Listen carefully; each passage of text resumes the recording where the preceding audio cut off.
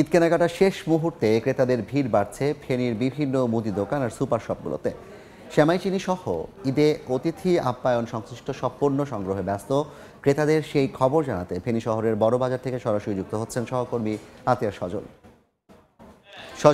রমজান শেষের দিকে এবং ঈদ ঘনিয়ে আসছে এবং সেই ঈদ ঘনিয়ে আসার সাথে সাথে কিন্তু মানুষের কেনাকাটার ধরনও কিন্তু কিছুটা পরিবর্তন হচ্ছে। যেমন এখন জুতো জামা বা এগুলো থেকে যেমন ভিড় যেমন আছে, সেই সাথে সাথে ক্রেতাদের মনোযোগ কিন্তু এখন চলছে সেমাই চিনি বা নুডলস পাস্তা, এই যে ঈদের যে অন্যতম একটি অনুষঙ্গ অতিথি আপ্যায়নে, সেই সামগ্রীর দিকে কিন্তু মানুষ ঝুঁকছে।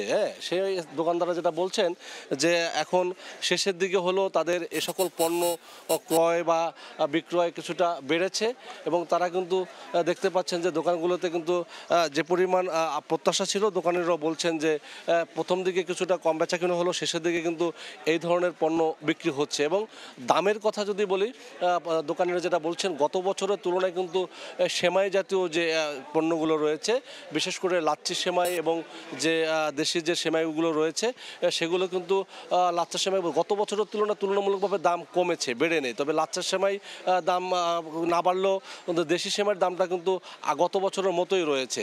এবং সেই সাথে সাথে সেমাইয়ের সাথে সাথে অন্যান্য যে পণ্যগুলো রয়েছে, দোকানিরা কিন্তু মুদি দোকানে নারিকেল বা দুধ চিনি অন্যান্য যে সামগ্রীগুলো রয়েছে, নুডলস, এরপরে দেখা গেছে হালিম, এই জাতীয় জিনিসগুলো কিন্তু বিক্রি এখন বাড়ছে, যেটা এখানকার দোকানিরা বলছেন। ক্রেতারাও বলছেন আসলে শেষ মুহূর্তের কেনাকাটার সাথে এগুলো যুক্ত হচ্ছে এবং তারাও তাদের যে মেনুগুলো দোকানে ঘুরে ঘুরে খুঁজে খুঁজে এগুলো কিনে নিচ্ছেন। এবং দোকানিরা যেটা বলছেন যে দাম কিছুটা স্থিতিশীল অবস্থায় থাকায় বিক্রেতা এবং ক্রেতা সকলের মধ্যেই কিন্তু কিছুটা স্থিতি অবস্থায় রয়েছে এবং সন্তুষ্টজনক অবস্থায় বিরাজ করছে বলে বিক্রেতারা বলছেন।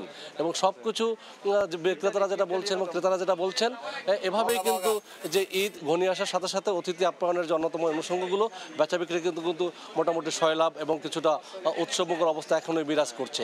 সব শেষে আমার কাছে ঈদের যে কেনাকাটার সেমাই চিনির বাজারের এই ছিল আমার কাছে সব শেষ। সরাসরি যুক্ত ছিলাম ফেনী থেকে।